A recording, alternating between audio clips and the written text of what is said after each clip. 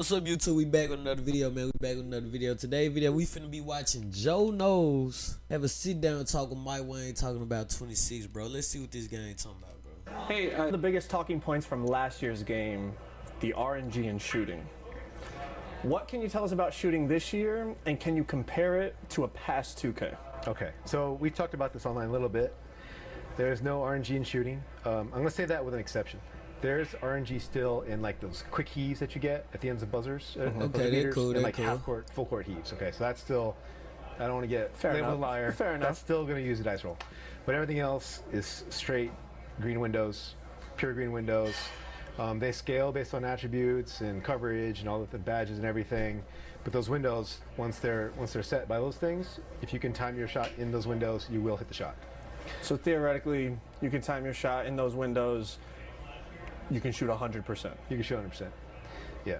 So compared to past 2Ks, that one's hard to answer because we really have never done this before. The closest was probably 24. 24, we had a pure green window, a little bit larger one, but that one even had RNG on the edges. So what happened there is like, now 24 it was a really, was really one tight of the window. best shooting, bro. Like, not gonna lie, 24 was some of the best shooting That most people probably couldn't hit consistently, and then that would bleed out to like 0% chance on the edges. So we still used a dice roll to keep the numbers like for so people wouldn't go like over 10. They would at least hit some shots if they were kind of sloppy on their timing. Right. So that was the idea there. So you'd say it's like a more skilled base 2K24 shooting. Yeah, absolutely. If if you are crazy good at shot timing, you're gonna take good shots. You're gonna destroy people. You're gonna separate yourselves from other players. Absolutely. And to offset that, I'll throw that out there too. Is that one of the reasons why we felt we could go this way is because defense is stronger. So contests, they're powerful. If you can get a hand up, and I watch you guys play a lot. I know you guys are really good at doing this. So you know when to jump, you know when to stay down, you know when to be in hands up. People who master that, they're going to be able to ding these shooters hard enough where it's going to be such a hard window to hit that consistently at least that you're going to keep the percentages down. So I'm not too worried because at least all the play tests we've been having, we're getting good numbers. So we'll segue into shot contests then. It seems like it can be challenging to find a balance, right? You have attributes, badges, player heights, player wingspans, hand placements on the contest. How do you try to balance it to make it to a point where you're not getting contests when you shouldn't, and then you are, it's not too strong, too weak? How do you find the balance between all those factors? Yeah, it's really hard. It's just a lot of iteration, It's seeing what feels right. And the hardest thing about contests, I'm going to say, is usually what happens is in the 2K cam view when you're playing live with no replays, sometimes things don't look as contested as they are, or vice versa. Yep. Like sometimes it's like, oh, there's a crowd of dudes on the guy. Why is it like a 2% contest? And usually it's because two guys are flat-footed, one guy's behind the shooter, and it looks really crazy, but it's actually pretty open. And so it's really hard. And if you go look in the real life, bro, like players hit over guys. Like players be hitting over guys. You probably think it's open, or like when Damian Lillard hit that shot on Paul George, he was talking about it's a bad shot and all that. And you would probably think bro was heavily contested, but bro actually practiced those. Guys not all the way in your space, like body to body with a hand all the way up where you can barely get the jump shot out, bro. Guys are hitting that shot down there every time in the NBA, bro. Like, to dissect, it's different now. Every little clip. If you were to freeze frame it at the point Unless of the you got high release, perimeter it's actually, defense. You can kind of see sense. why the game is saying this is not a heavily contested shot. Even though to your eyes, in real time, in the heat of battle, it might look contested. But yeah, it's really just a lot of balancing and trying to make it so that, everything is a factor. We want people to invest in good perimeter defense or interior defense on the inside. We want to make sure that, height is effective, wingspan's important, all those things. Okay. So listen, my lockdowns. This might be the year. I'm telling you, man. I might need to go lockdown, bro. Lockdowns might be the shit. They said they made sure defense was good. They made sure wingspan mattered. They made sure perimeter D, interior D. If you got those in your build, that shit gonna matter, man. I might have to go swing a lot, bro. And not, overpower each other. Staying on the topic of shooting, rhythm shooting was added to 2K25. You've already talked about how rhythm shooting is different this year, and we kind of need to recalibrate our brains in terms of how to think about it. You've also talked about how you want button and rhythm shooting to both be viable options. What are some factors you would say people should consider when they decide if they want to shoot with the button or with the stick? It's going to be labbing, I think. It's going to be finding a shot that works for you and finding out like what you're good at. Because it's, I guess my analogy, and maybe it's not a good one, but it might be like if shooting with the button is like shooting a free throw, and shooting with the stick is like shooting a deep three-pointer with maybe a slightly larger basket. It's like one might be easier for somebody and one might be harder for somebody, but it really depends on the person. Like some people are just going to get it. Some people are going to be in rhythm shooting and be like, I understand that tempo is what really matters. I got to get a certain speed in my stick throw to master shooting. And some people are like, I don't get it. I just can't hit a shot. I just see the window. I want to use the button. And that's fine. And then some people are going to be in the middle, like Wolf's one of our best players internally, and he's like, he has this crazy formula. He's like, I'll use button for this case, I'll use stick for this case, I'll use stick for this case, button for this case. So certain he's all over the shots. place. Yeah, certain shots it might be easier for you. For me, I do rhythm shoot. I rhythm shoot everything, like, and that's just how I play. But yeah, some people are mixing it up, some people are just pure button, and that's kind of one of the metrics for me actually. Is internally, what are people doing? What are they gravitating towards to be successful? And I've found that it's really a good mix. So I think we're in a decent spot. And I don't know why I want this, but I think rhythm shooting is cool. And if it was, up to me, everyone would at least try it. But like we said earlier, it's like I didn't want it to be like last year. There was definitely an advantage. Right. Yes. There might be an advantage this year if you find it easier because you just happen to understand the mechanic better. But really, you can't go wrong with either. So if someone's not like you, if they don't like rhythm shooting, it's like you can shoot with the button, you're on the level playing field. It's just it's just preference. And some people are going to be like destroying people on the button, and if you force them to rhythm shoot, they'd probably go 0 for 10. Yeah. So it's really, the goal is to make it both viable. Whether they're equal, I don't know if there's even a way to put a metric behind that, because I don't know how to gauge something that's that different, right? It's just different. With the addition of the Badge Max +2 perk, you're going to be able to boost badges multiple levels now. Can you speak to how effective it's going to be? Let's say, your 78 three-pointer is typically silver set shot. Mm-hmm. How effective is it going to be to boost it to 78 three-pointer with half set shot versus actually getting the requirement of three-pointer to unlock the badge level? Like how can we kind of in our brains define how much better it's going to be? Bro. That's a very difficult question. All right. It's very nuanced, and the thing about badges is that they're situational, right? So a rating is going to be more global and it's going to affect you everywhere, but the badges might be certain situations or certain contexts, so you have to consider that, like what kinds of shots are you taking. So generally speaking, I would just say find the shots that you like to take or that you tend to take, find out the badge that's going to work best for, and then go all in on that badge. That's better than getting like bronze everything. Bronze everything is going to be like, it's not going to do a lot for you, to be honest. That make a lot of sense, bro. Because like if you a catch and shoot guy, and you actually want to go with a 78 three-pointer, but you want to make your build good at everything else, the smarter thing to be is to put one of your shooting badges on Hall of Fame.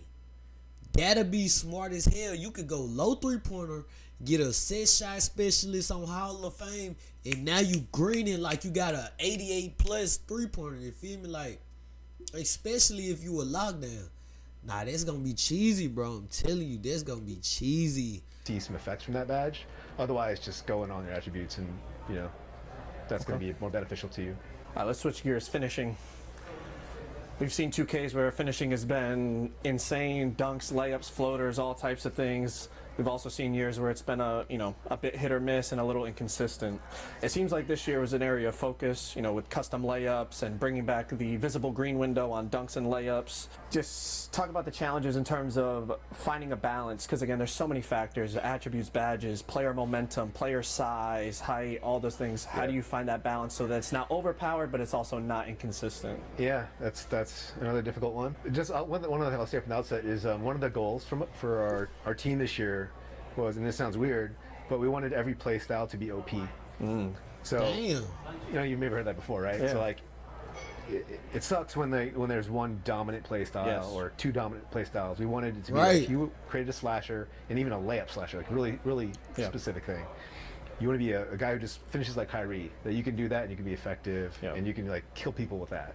But if you're like some glass cleaning interior defensive guy, And if you invest everything in that and you get good at that, you can just, stop everything in the paint. If everything's OP, then it's kind of just like pick what you want to be. Yeah, pick what you want to be. Yeah. We want there to be a diversity in play styles.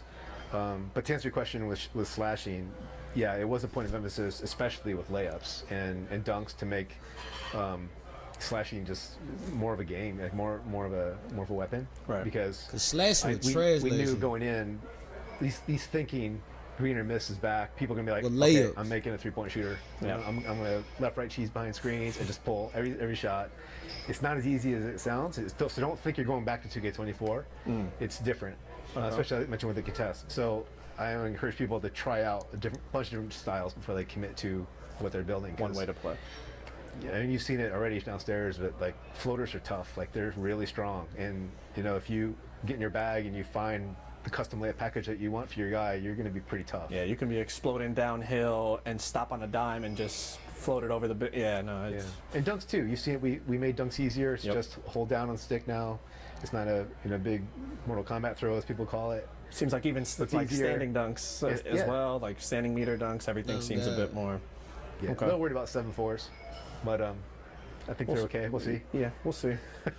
When it comes to dribbling in 2K26, what was your vision? What did you see and what did you want to execute? And are we going to see big builds being explosive and popping off the dribble like LeBron and Durant? This the question we need. This the question we need, bro. Let us know what the big bill's gonna be this year, bro. Fuck all the bullshit. Let us know what the big bill's gonna be, bro. Taller players in real life. I wouldn't say popping, but they're definitely moving better. Okay. The goal for dribbling at a high level was to make it more explosive. Let players branch and chain moves together more readily, more freely. Have moves generally be more explosive, both launching out of them and just chaining between moves. And then just putting a lot of different combos in that haven't been in the game for a while or never have been in the game. Right. So that's exciting to me always. Working on the dribbler is just like, what can I Easter egg Hey, into it's this confirmed, bro. He done confirmed it already. Big Bill's gonna be more explosive. You gonna be able to chain together moves better. You gonna be faster, and you gonna be more explosive, bro. 6'6" guards might be the way, Not bro. telling anybody about. It's not in 2K. Learn 2K. You just See gotta how go. long it takes them to find it? Yeah, gotta wait till Steezo's video comes out, or you gotta like get in the lab and you gotta just cook. So, yeah, discoverability to me is like one thing that I'm excited about for dribbling, and I think people are gonna find like their dribble style and all the moves that you can set up with your guy, and find the right combo that that you're good at and get in their bag. And I messed with it a little bit, and it definitely feels more explosive. Even the 6'6", 6'7", 6'8", 6'9", yeah, definitely compared to last year, much more. I know you said not poppy, but I would describe it as more, burst. Yeah. Yeah. Shout out to Shea, our cover guy, because a lot of his animations are pretty tough. So he's a good dribble style to try out too, I'd say, for the bigger guards. So judging by the things you've tweeted and answered questions on, it seems like you're kind of leaning towards a more skill-based defensive system in the game. Like you said, pluck steals have been nerfed, but blitz steals will be rewarded. It seems like if you outplay your opponent, that's what you're looking to reward defensively. Was that the idea going into kind of revamping how defense is played? Especially with steals. Steals have been, for a long time, haven't had much of a game to them. Right. It was kind of a ratings-based dice roll. So that's what I meant when I said the pluck steals are gone. Yeah. The ones that are just calculated by like, here's your rating, here's my rating, I hit the button, let's just play an animation out, that's all gone. So actually you guys inspired me a lot. Watching Black Market play and watching like Bauer play defense, I call him out. I guess it's all you guys, but especially Bauer, and like how good he is at anticipating and cutting the dribbler off. I wanted that to be the game. Like if you can read where the ball handler is going and then hit steal at the right time. We spent a lot of time on that too, just the ball targeting on steals and playing the right animations. They're quicker generally, the animations themselves. So, and not locking you into them as much. But yeah, that whole, the IQ part was important to me. Yeah. Actually having some stick skill to be rewarded for a steal instead of just, like you said, pressing a button and the game gives it to you. Yeah, and that was, like I said, the top of the thing is like that was across the board, right? So, but especially with defense, steals, blocks are the same way. We didn't want to just be like, okay, your rating's good, you block everything. Right. It's got to be, you got to time it, you got to read, you got to know when to jump, when to stay down. Those kinds that of makes things. sense. I saw some people follow up that they were concerned, like, oh, so what's the point of even going high steal from my experience playing 2K, the higher your steal, the better reach animations you get. Not just plucks, just better, quicker reaches. You recover faster instead of getting into a long, kind of stumbly reach animation. I'm assuming that's consistent this year. Yeah, you even have like, we actually have different collision radius with the hands based on your steal rating. So there'll be times where, like, if you're the ball and I have a lower steal rating, if I get like right on the edge of it, and I'll miss it. But that extra couple of, like, sometimes inches or less than inches can make a difference between a steal and not a steal. So that stuff's all impacted by your steal rating. So there's reason to invest in steal, especially if you want to be a lock or a two-way. You're going to need it. You touched on it a little already in terms of the build and play style diversity you're looking to create. Is there anything else gameplay-wise that you would say you're hopeful creates that diversity in 26? Besides the builds themselves and the takeover system, I think I mentioned on Twitter, we opened up some of the requirements too for like dribble styles and for dribble moves. That so the rule kind of was, if it was like an 80 rating requirement, and you were like, it was like for swings only or for smalls only, that got moved to both. So that's kind of the rule. So I know people were saying like, okay, well that means that like LeBron can get Kyrie's moves, and that's not how it works. Right. Kyrie's still going to be limited to the small guards because it's such a high rating. Yep. But yeah, opening some of that up is going to, I think, hopefully create some build diversity, or give people options at least. Like if they're only choosing a small guard because they want a certain dribble move style or a certain move itself, maybe they can open that up to a 6'5" or 6'6" now, or 6. What did I tell you, bro? If you 6'6", you gonna be able to get the smaller guard moves. Listen to what he say, bro. Listen to what he say. Like if they're only choosing a small guard because they want a certain dribble move style or a certain move itself, maybe they can open that up to a 6'5" or 6'6" now, or 6. Boom! If you want to use a small guard just because you get a certain dribble move, he clearly said you can get that on a 6'5" or a 6'6" now. Thanks to Shea, bro. Shea is the reason they start allowing big guards to get the small guard dribble moves, bro. 6'7", something like that. Big shout out to Mike for sitting down with me. But if y'all want to check out this gameplay in action, click that video on the screen right there. That's the NBA 2K26 gameplay breakdown. That's the end of this video, man. Make sure y'all hit that subscribe button, hit that like button, hit that bell so you know when I drop, man. And I'm out.